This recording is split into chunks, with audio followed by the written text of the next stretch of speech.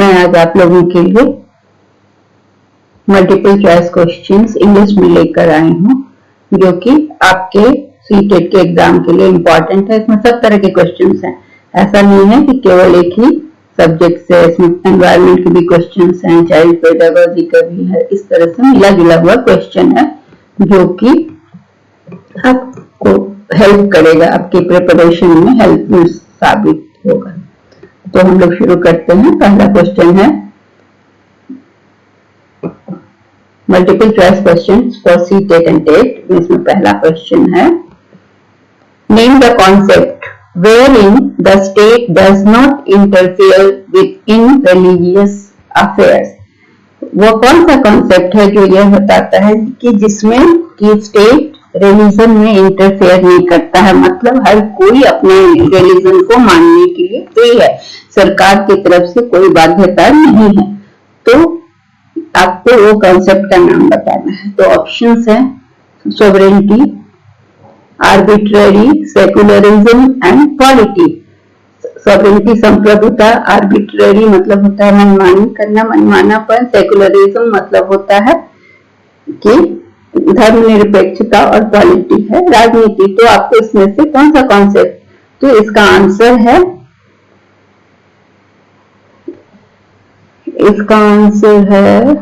एक सेकेंड में पेन, इसका आंसर है सेकुलरिज्म। सेकुलरिज्म ये बताता है कि कोई भी धर्म, किसी भी राष्ट्र में रहने वाले किसी भी धर्म को मान सकते हैं। तो यह धर्मनिरपेक्षता का सिद्धांत है। हमारा देश सेकुलरिज्म को मानता है। यहाँ हमारे देश में हर धर्म को मानने वाले रहते हैं और उन्हें इसकी आजादी रहती है, वो किसी भी धर्म को मान सकते हैं। ठीक है, तो हमारा आंसर होगा सेकुलरिज्म। ठीक है, सी। ये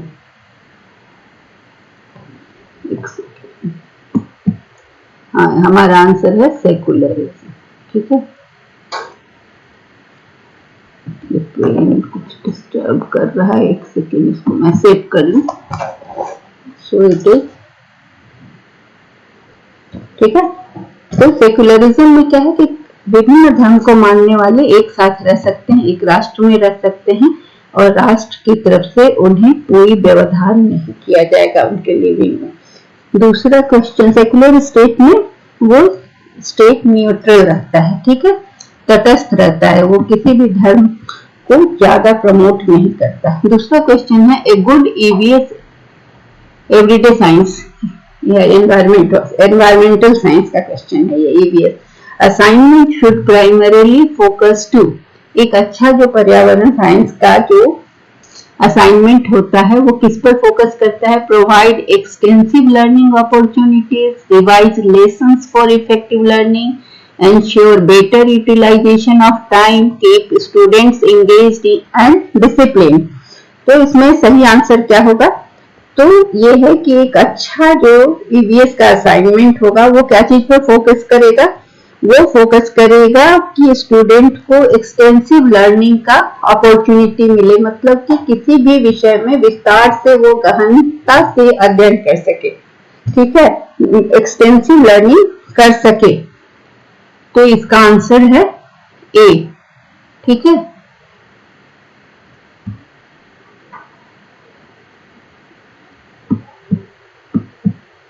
क्वेश्चन नंबर 2 का आंसर है ए।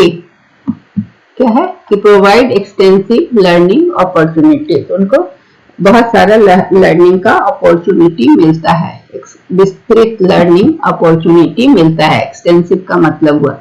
तीसरा है, Who led the anti-British movement in Kittur? Kittur कहाँ है? किट्टूर कर्नाटका में है। ठीक है, और किट्टूर में किसने ब्रिटिश के खिलाफ मूवमेंट शुरू किया था? उसका लीडर कौन थे? इसमें से चारों में से आपको बताना है। तो अहिल्याबाई होलकर, नाना फडणवीस, ये होगा फडणवीस।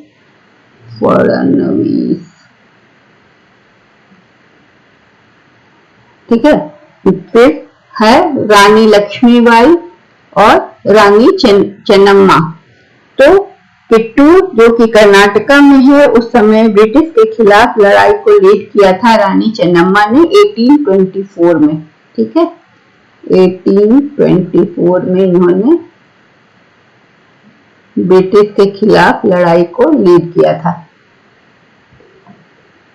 ठीक है, अब हम अगले क्वेश्चन की ओर चलते हैं। Question number 4, the prices of, आपको यहाँ सही वर्ड बताना है, इंग्लिश का ये क्वेश्चन हो गया कि the prices of automobiles have not dash over the last month levels. इसमें फ्लक्चुएटेड होगा, रीजन होगा, वैरिड होगा और इंक्रीज। तो आपको इसमें सही शब्द चुनना है। तो यहाँ पर होगा हैव नॉट है तो रीजन होगा।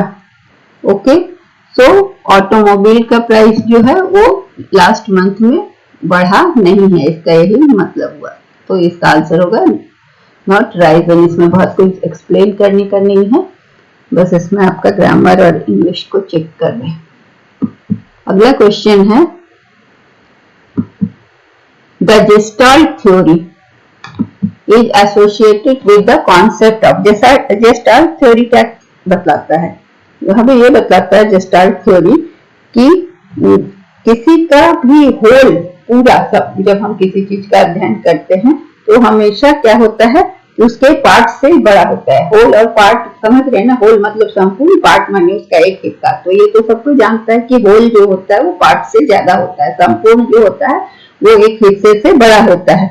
तो कोई भी एट्रीब्यूट जो है ना किसी होल का, किसी पूरे चीज का एट्रीब्यूट या लक्षण को हम जब केवल एक पार्ट का एनालिसिस करके नहीं बता सकते हैं।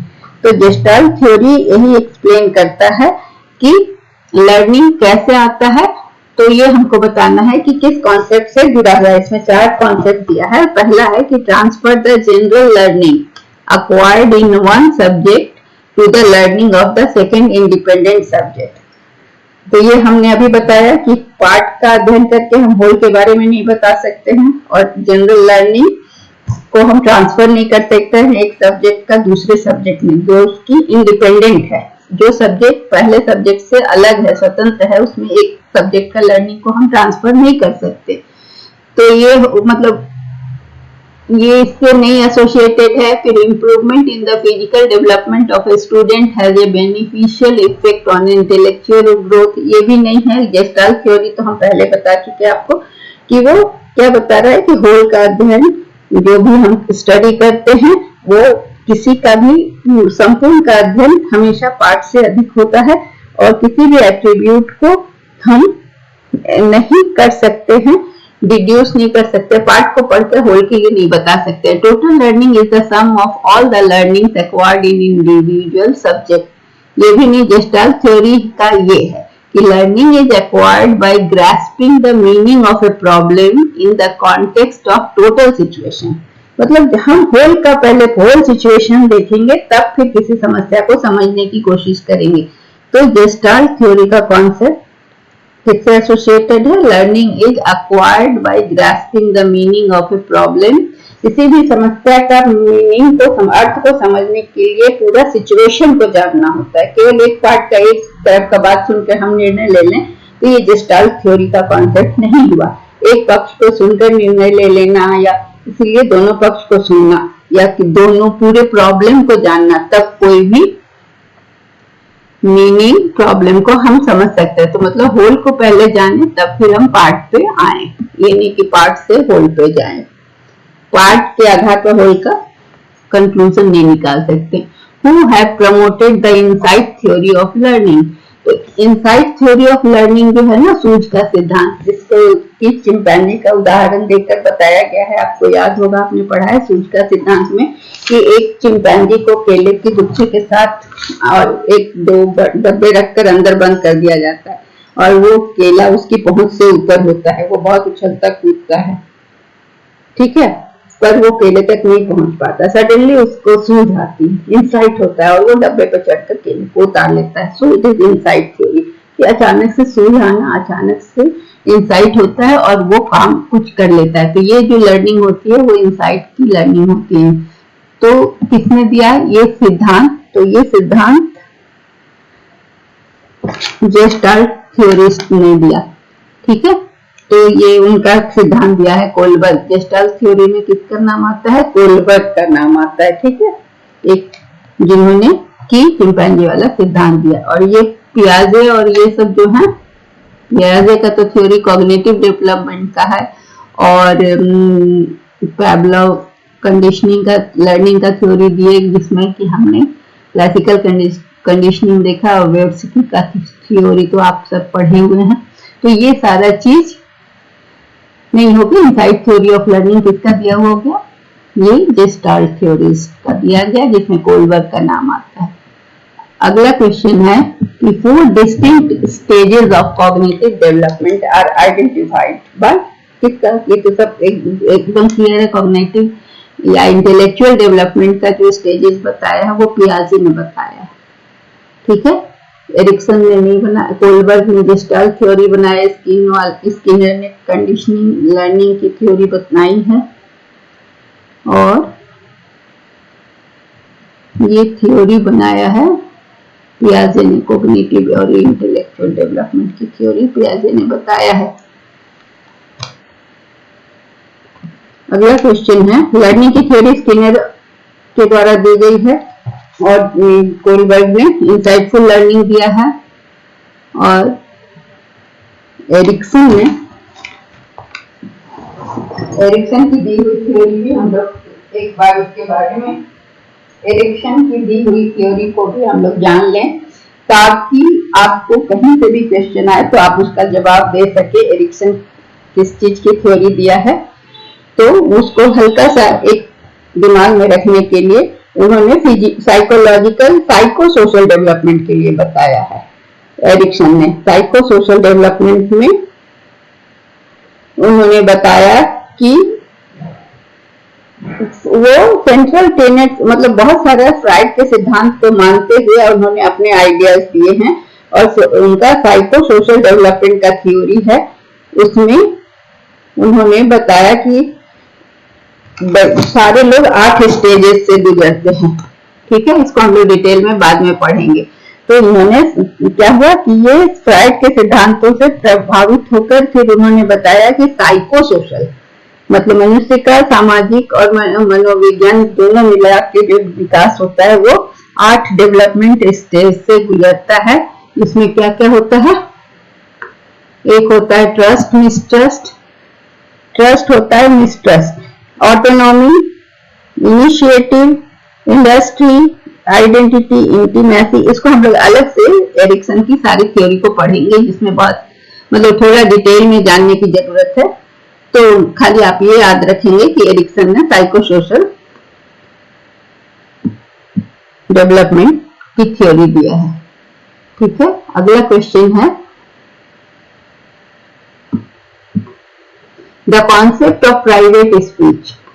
व्योट्स्की में था ना प्राइवेट स्पीच, कि कोई बच्चा है जो कि वो बना रहा है, जिक्सॉ पजल को बना रहा है, क्वेश्चन आया था उनके सीटेट में ही, और अपने आप से बात करे कि वो ब्लू पीस कहाँ गया जिससे मुझे इसके जूते में लगाना है। तो ये हुआ प्राइवेट स्पीच। ये जो कॉन्सेप्ट है प्राइवेट स्पीच का, ये जो व्योट्स्की ने दिया कि वो क्यों प्राइवेट स्पीच जो कर रही है लड़की किस चीज को इंडिकेट कर रहा है ये बताना था। तो इसी को हम प्राइवेट स्पीच कहते हैं, जो खुद से वो बात कर रही है। So that children are stupid and does need guidance of adults. नहीं, ये गलत है, एकदम नेगेटिव स्टेटमेंट है। हम लोग को नेगेटिव स्टेटमेंट से भागना है आंसर करते समय, ये आपको हमेशा ध्यान रखना है। Illustrates that children are egocentric. Egocentric भी नहीं है। ईगोसेंट्रिक का मतलब हुआ कि सिर्फ अपने भावनाओं को महत्व देना, दूसरे क्या हो रहा है, हर्ट हो रहा है, ये नहीं समझना, इसको ईगोसेंट्रिक कहते हैं। shows that children love themselves. ये भी बच्चे खुद को प्यार करते हैं, ये प्राइवेट स्पीच से नहीं पता चलता है, बल्कि ये पता चलता है कि illustrates that children use speech to guide their own action. ठीक है, वो तो जिक्सा को जो सॉल्व कर रही है और उसको एक पीस नहीं मिला तो खुद से बात करी कि वो ब्लू वाला कहाँ गया, अगर वो मिलता उसको तो मुझे जूते की जगह पे लगाना है। तो ये जो स्टेटमेंट है इसको प्राइवेट स्पीच किया गया। कोई बच्चा खेल रहा है, पजल बना रहा है और उस समय जो वो बोल रहा है तो वो अपने आप से बात कर रहा है। सो दैट कि वो अपने एक्शन को गाइड कर सके, और इसलिए ये इसका आंसर डी होगा। अगला क्वेश्चन है question number 9। According to Vygotsky, learning can not be separated from its social context, perception and attentional processes, reinforcement और a measurable change in behavior। यहाँ पर भी आपको देखना है कि व्योट्स्की का क्या था कि लर्निंग कहाँ से शुरू होता है, घर से ही शुरू हो जाता है, वो घर में परिवार के साथ लैंग्वेज सीख लेता है। सोशल कॉन्टेक्स्ट पे उन्होंने बहुत ज्यादा जोर दिया था, इसलिए इसका आंसर होगा व्योट्स्की का मानना है कि लर्निंग को हम सोशल कॉन्टेक्स्ट या सामाजिक परिवेश से अलग नहीं कर सकते हैं, क्योंकि उनका कहना है कि स्कूल जाने से पहले जो भी उनका लर्निंग डेवलप होता है या कॉग्निटिव डेवलपमेंट होता है वो समाज के साथ हो जाता है। उनका समाज क्या हुआ, जब स्कूल जाने के पहले घर परिवार जो लोग आते हैं उनसे बात करके उसका सामाजिक कॉन्टेक्स्ट में उसकी लर्निंग शुरू हो जाती है, वो बहुत चीजें सीख जाता है स्कूल जाने के पहले। अगला क्वेश्चन है question number 10। Which of the following is not a principle of development? Development is lifelong, सही है। Development is modifiable, ये भी सही है। Development is influenced by both heredity and environment, ये भी सही है। Development is universal and cultural contents do not influence। Development ये स्टेटमेंट सही नहीं है, ये डेवलपमेंट का प्रिंसिपल नहीं है, क्योंकि डेवलपमेंट कल्चर से भी प्रभावित होता है और culture contents do not influence, ये स्टेटमेंट प्रिंसिपल ऑफ डेवलपमेंट से अलग है। Question number 11। The primary cause of individual variation is, यहाँ वेरिएशन से घबराना नहीं है, शब्द को बदल दिया गया है। It is individual difference. Variation मतलब अंतर, तो विभिन्नता या भिन्नता जो भी हम बोलते हैं, individual difference, so all are same words. तो the genetic code received by the individual from birth parents. Individual difference में यहाँ क्या बता रहा है कि जीन का असर होता है। दूसरा इनबॉर्न कैरेक्टरिस्टिक्स, जन्मजात जो लक्षण होते हैं वो होते हैं इंडिविजुअल डिफरेंस के मेन कार्य या प्रारंभिक कारण। द एनवायरमेंटल इन्फ्लुएंसेस या पर्यावरण का असर होता है।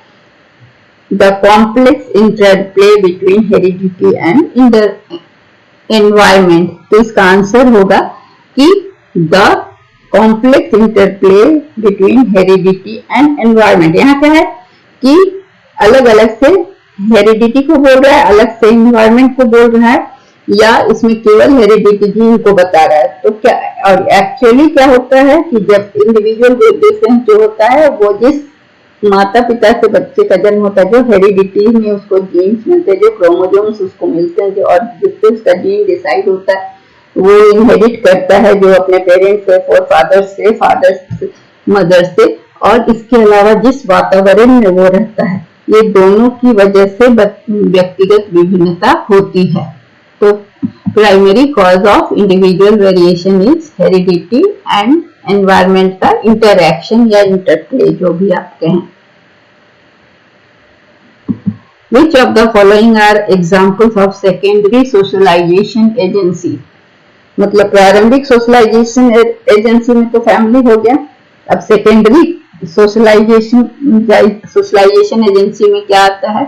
घर से जब बच्चा बाहर निकलता है तो क्या क्या चीज उसको प्रभावित करते हैं? फैमिली एंड नेबरहुड नहीं, फैमिली तो हो गया प्राइमरी में, फैमिली एंड मीडिया नहीं, बल्कि सेकेंडरी सोशलाइजिंग एजेंसी में आता है स्कूल और मीडिया। बच्चे कहाँ से ज्यादा प्रभावित होते हैं?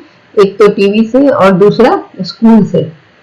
स्कूल में जब जाते हैं तो भिन्न भिन्न तरह के लोगों से मिलते हैं, उससे वो प्रभावित होते हैं। और फिर आज बच्चों के पास मोबाइल और टीवी की आजकल बहुत आयत है, और ये बहुत यूज के चलते क्या हो रहा है कि ये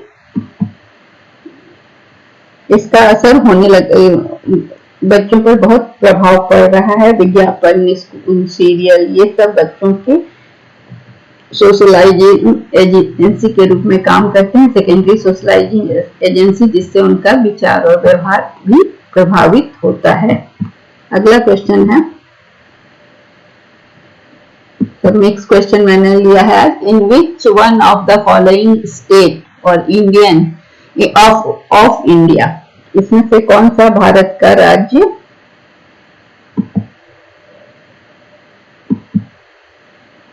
जो कि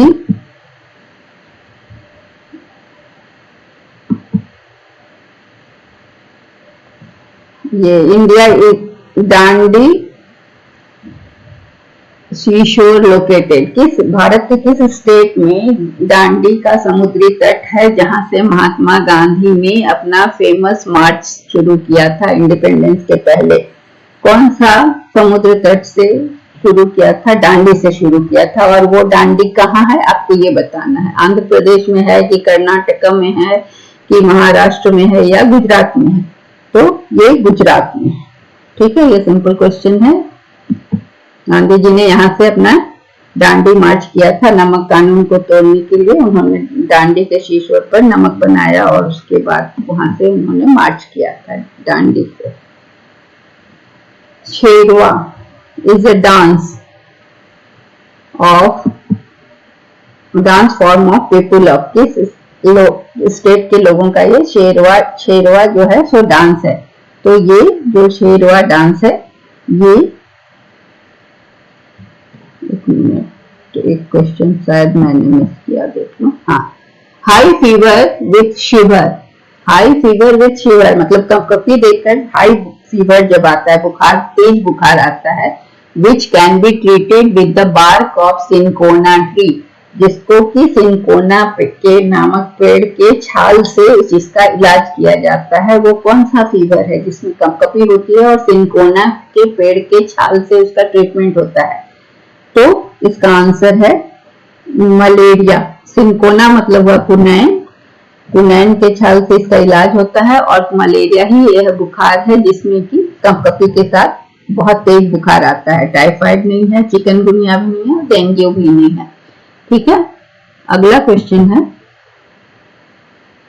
वही हम लोग का अगला क्वेश्चन है, शेरवा किस स्टेट का डांस है? तो हमने ये आंसर कर लिया था कि ये मिजोरम का डांस है, झारखंड का नहीं है। झारखंड का तो डांस छऊ है या फिर और भी ट्राइबल डांस मणिपुर और मेघालय नहीं, ये मिजोरम का डांस है।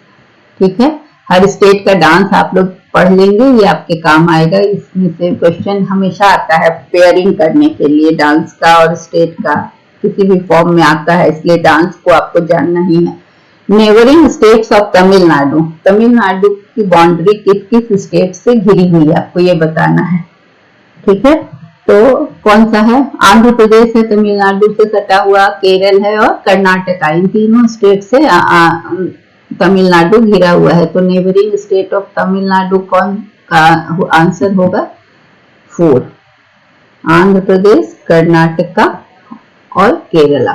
आप भारत का मैप देखेंगे, राजनीतिक मैप देखेंगे ना तो आपको दिखेगा। ठीक है,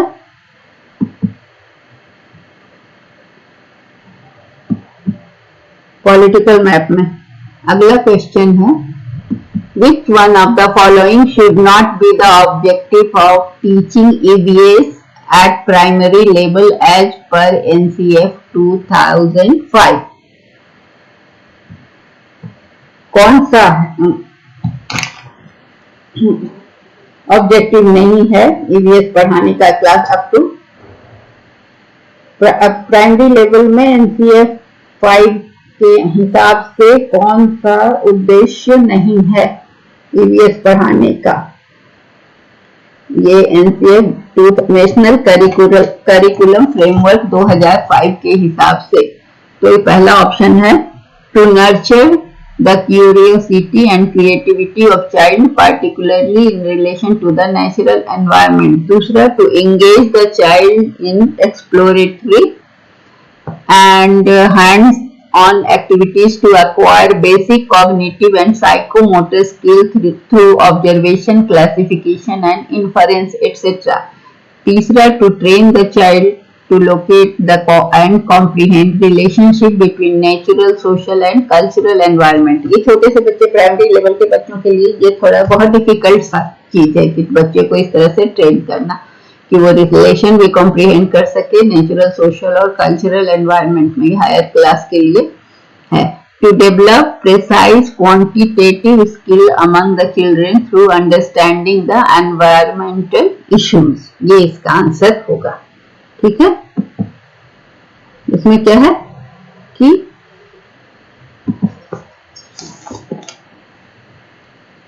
to develop the quantity, precise quantitative, क्योंकि प्राइमरी लेवल में जो बच्चे होते हैं वो छोटे होते हैं, उनसे हाई लेवल की चीज करवाना ईवीएस का ऑब्जेक्टिव नहीं है नेशनल करिकुलम फ्रेमवर्क के हिसाब से। अगला है successful inclusion requires the following except. Successful inclusion का मतलब होता है समावेशन। हम क्या करते हैं आजकल, समावेशी शिक्षा चल रही है। इसमें क्या है कि हर तरह के बच्चों जिनको थोड़ी सी दिक्कत है, थोड़ी सी डिसेबिलिटी है, उनको भी नॉर्मल बच्चों के साथ पढ़ाना ताकि वो अपने को अलग थलग महसूस ना कर सकें।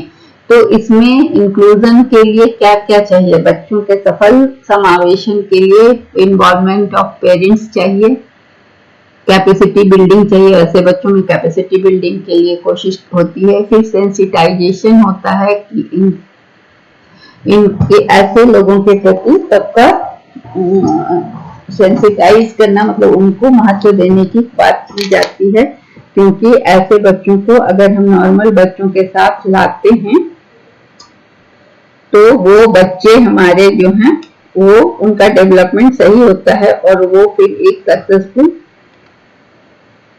सक्सेसफुल मतलब संवेदीकरण करने की जरूरत है। संवेदीकरण का मतलब क्या हुआ कि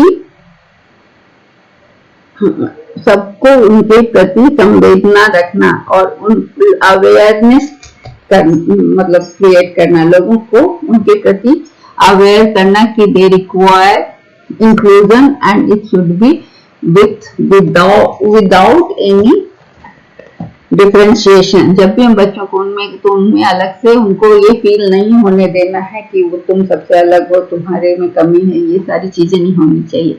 तो ये और इसलिए ये तीनों तो होना ही चाहिए। क्या नहीं होना चाहिए? तो सेग्रीगेशन नहीं होना चाहिए। सेग्रीगेशन का मतलब होता है उनको अलग थलग करना, तो इसको हटा देना है, बाकी तीनों चीजें इंक्लूडेड होंगी। ठीक है, अगला है 19 नंबर क्वेश्चन हमारा। 19 number question is the term that does not coincide with the styles of learning. अब लर्निंग का स्टाइल में बहुत सारी चीजें होती हैं, लेकिन कोई इसमें से एक ऐसा है जो लर्निंग के साथ नहीं मिलता है या लर्निंग में इंक्लूडेड नहीं होता, वो अच्छा नहीं होता माना जाता लर्निंग के लिए। तो ओरल लर्निंग, मौखिक रूप से याद करना, continuous learning, comparative learning, all are learning and rote learning. So negative one is क्या? Does not coincide with styles of learning is rote learning. Rote learning का मतलब क्या हुआ कि रट के याद करना, क्योंकि आप जब अंडरस्टैंड नहीं करोगे और रट के याद करोगे तो आप उसको भूल जाओगे। ठीक है, तो इसलिए ये सही नहीं माना जाता है और ये कोइंसाइड नहीं करता लर्निंग के साथ। To factor theory of intelligence was proposed by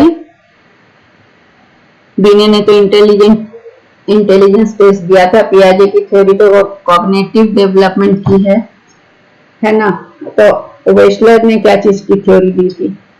Wechsler की थ्योरी, उसके बाद हम लोग को देखना है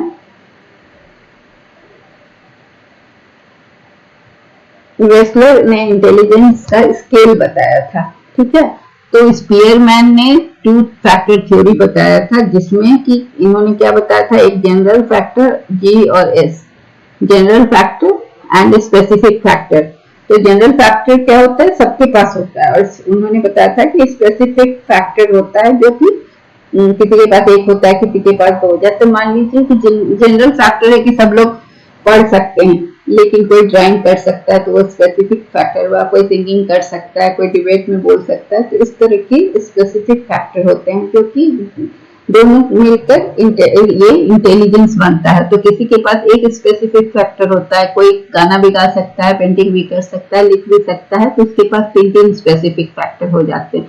तो ये टू फैक्टर थ्योरी में एक जनरल फैक्टर होता है, एक जनरल फैक्टर होता है, दूसरा स्पेसिफिक फैक्टर होता है। स्पेसिफिक फैक्टर जी ऐसे बनता है, जी प्लस एस। तो स्पेसिफिक फैक्टर की संख्या बढ़ती चली जाती है, ठीक है। तो हमारा जो इंटेलिजेंस हम दिखाते हैं, स्पीयरमैन ने बताया जी प्लस S1 प्लस S2, इस तरह से जिसके पास जितना स्पेसिफिक फैक्टर होगा उस तरह से जुड़ता चला जाता है। तो इसे हम two factor theory of intelligence proposed by Spearman है, ठीक है।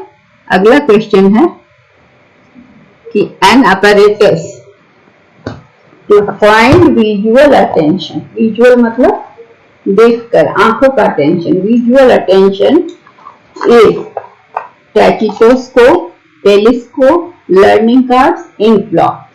तो टैचिटोस्कोप क्या है?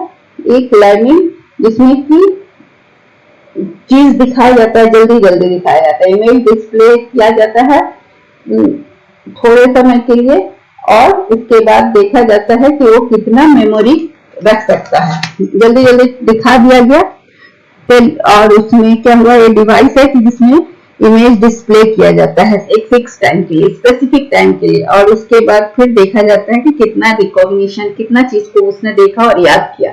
तो ये स्पैन ऑफ विजुअल अटेंशन के लिए टैचिटोस्कोप ही है। टेलीस्कोप से क्या होता है, हम लोग देखते हैं स्पेस में या आसमान में चीजें देखते हैं। लर्निंग कार्ड से कार्ड दिखाकर लर्निंग करते हैं। और इंक ब्लॉट टेस्ट में रोसाट का स्याही धब्बा परीक्षण है जिसे इंक ब्लॉट टेस्ट कहते हैं। इसमें इंक मतलब 10 कार्ड्स होते हैं और कार्ड को दिखाया जाता है और व्यक्ति उसमें से अलग अलग बताता है। जैसे कार्ड में मान लीजिए स्याही का धब्बा है, तो कोई आदमी को अगर कहा गया, किसी व्यक्ति को कहा गया कि you explain what you saw, sometimes some people see only the white space, they explain about that, some explain about the spot, ink blot का जो स्पॉट है उसके बारे में बताते हैं। कुछ अलग चीज किसी को दिखता है, किसी को कोई शेप दिखता है, so that is called personality test. तो विजुअल अटेंशन के लिए जो होता है टैचिटोस्कोप होता है। इसमें क्या होता है कि ये जल्दी जल्दी डिस्प्ले किया जाता है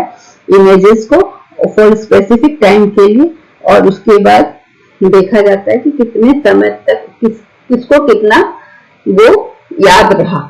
तो ये स्पैन ऑफ विजुअल अटेंशन का टेस्ट होता है इससे, ठीक है। अगला है आईक्यू स्कोर्स। आईक्यू स्कोर्स का मतलब क्या हुआ, intelligence quotient. Scores are generally correlated with academic performance. तो क्या है, हाईली है ना, IQ score are highly correlated with academic performance, ठीक है। आईक्यू कैसे निकलता है, आईक्यू का हम लोग जानते हैं, पढ़े हैं आप सब, formula mental as by chronological age into 100। अब यहाँ मेंटल एज क्या हुआ, जो कि आप किस लेवल का क्वेश्चंस कर सकते हो। सपोज आप 8th क्लास में हो और 9th क्लास क्वेश्चन कर लेते हो, तो 8th क्लास के हिसाब से आपका एज तो होना चाहिए मेंटल एज 14, बट आप 9th का सॉल्व कर रहे हो तो योर एज विल इंक्रीज। आप एक 14 इयर्स की क्रोनोलॉजिकल एज में हो, लेकिन मेंटल एज आपका 15 इयर्स का हो सकता है। तो मेंटल एज को हम क्रोनोलॉजिकल एज से डिवाइड करके 100 से मल्टीप्लाई करते हैं, तो हम मुझे आईक्यू स्कोर हम लोग पाते हैं। तो ये एकेडमिक परफॉर्मेंस से हाईली कोरिलेटेड होता है, सहसंबंध इसका बहुत ज्यादा होता है। नेक्स्ट क्वेश्चन है, the common element which is present in both carbohydrate and protein is. तो हमें कार्बोहाइड्रेट और प्रोटीन में ये chlorine, nitrogen, sulphur and carbon, इसमें सब दोनों में प्रेजेंट होता है, दैट इज कार्बन, ठीक है। कार्बन कार्बोहाइड्रेट में भी पाया जाता है एंड प्रोटीन में भी पाया जाता है, ठीक है। तो हमारा आंसर होगा कार्बन, ठीक है। ये कंपाउंड है जो कि एनर्जी, कार्बन क्या है, कार्बोहाइड्रेट क्या है, कंपाउंड है जो कि हमें एनर्जी देता है, और एनर्जी कंपाउंड किस किस चीज का है? कार्बोहाइड्रेट कंपाउंड है, कार्बन, हाइड्रोजन एंड ऑक्सीजन। ठीक है, तो ये कंपाउंड है। कंपाउंड का मतलब है कि तीन चीज मिल गए और ये मिलकर हमें एनर्जी देते हैं। ठीक है, और यही चीज प्रोटीन में भी है, कार्बन। तो ये क्या है कि हाइड्रोजन, ऑक्सीजन और कार्बन मिलकर जैसे कार्बोहाइड्रेट में होता है, लेकिन प्रोटीन में क्या है कि ये लार्ज है और ये यहाँ पर नाइट्रोजन और सल्फर मिलकर कार्बोहाइड्रेट एंड प्रोटीन में कॉमन एलिमेंट है, मतलब दोनों का एलिमेंट अलग अलग है। इसमें हाइड्रोजन और ऑक्सीजन है कार्बोहाइड्रेट में, और प्रोटीन में अलग आइटम है, सल्फर, फास्फोरस है, लेकिन कार्बन जो है वो दोनों में कॉमन है। ठीक है, तो इसलिए यहाँ इसका आंसर होगा कार्बन। और ऑल एलिमेंट कॉमन नहीं है, केवल कार्बन ही एक कॉमन है प्रोटीन और कार्बोहाइड्रेट में। ठीक है, अगला क्वेश्चन है, अब बस दो क्वेश्चन और है। Which of the following is not a component of ES? 5 E's क्या है ये हमें समझना होगा। 5 E's जो कि एजुकेटर क्या चाहते हैं कि एजुकेटर जब पढ़ाते हैं ना, तो ये 5 E's को इस फेज से स्टूडेंट्स को गुजरना पड़ता है, और तब वो एजुकेटर ट्रेडिशनली स्टूडेंट्स को टीच करते हैं ये 5 E's के। ये से ये रोजर बाइबी के द्वारा दिया गया है 5 E's। रोजर, मैं लिख दे रही हूँ, रोजर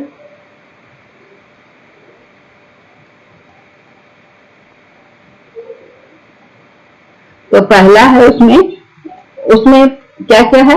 एक है इंगेज, 5 E's का 5 E's, इंगेज, एक्सप्लोर,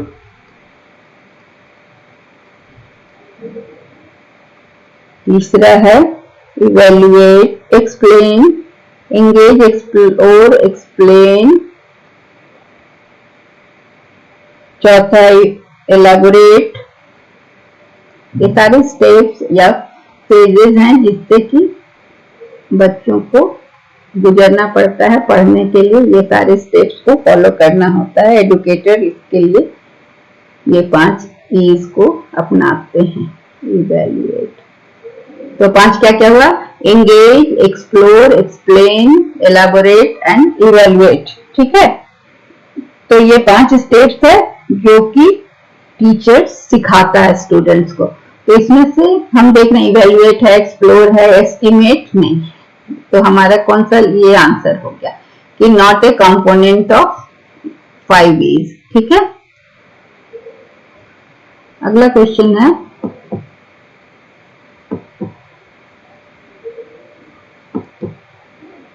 कि bronze is a mixture of 2 metals. ये इसमें भी आया था, यूजीसी नेट में भी ये क्वेश्चन आया था कि 2 मेटल का मिक्सचर है। The name of 2 metals are, इसमें बहुत लोग कंफ्यूज करते हैं। ब्रॉन्ज इज ए, कोई सोच नहीं पाता है कि टिन भी हो सकता है ब्रॉन्ज का एक मेटल, इसलिए इसमें लोग कंफ्यूज कर रहे थे। इसका आंसर होता है copper and tin. So that's all for today. I think कि this will be helpful for you. Thank you. अब फिर हम लोग अगले वीडियो में हिंदी मीडियम के क्वेश्चंस देखेंगे।